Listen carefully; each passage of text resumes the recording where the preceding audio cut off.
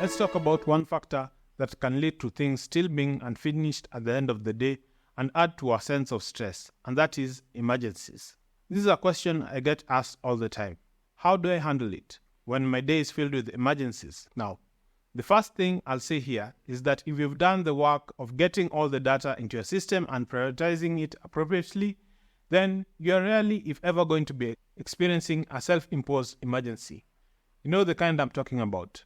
You're chatting with your colleague in the kitchen, and then suddenly you remember that you have to get back to that client with a proposal to date in an hour. Well, good news for you.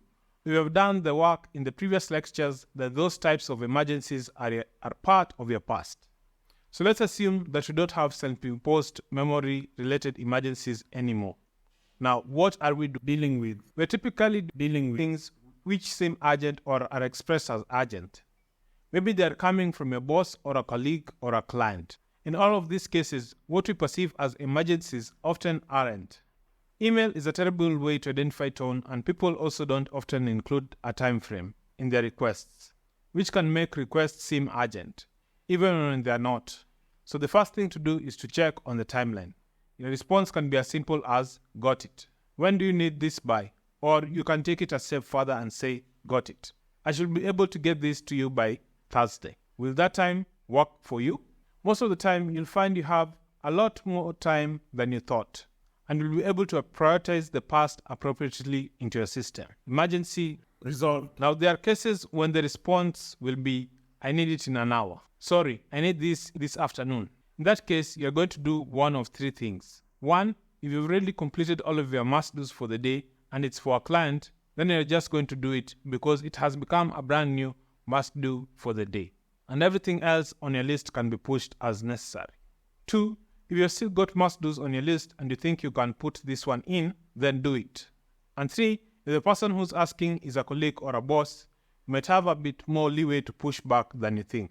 And if you can say something like, I understand that you need this urgently, but I have X, Y, and Z on my plate that have to be done today. Given the time constraints, I'm wondering if you think it makes sense to prioritize this over X, Y, and Z. Or if there might be someone else who can handle this. I'm open to either option. But I just wanted you to have the full picture and to make sure we're on the same page about what will be delayed if I do this. And remember, the only way you can even have this conversation is because you have all the data and you properly prioritize it.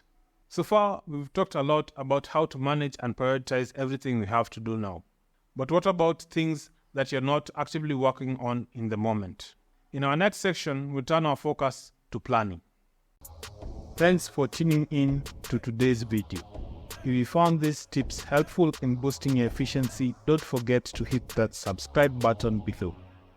For those of you looking to take your game to the next level, consider checking out the resources in the description to unlock exclusive strategies tailored just for you.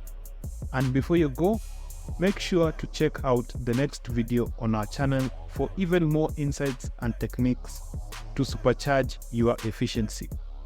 Remember, with the right tools and mindset, you can achieve anything you set your mind to. Until next time, stay focused and stay productive.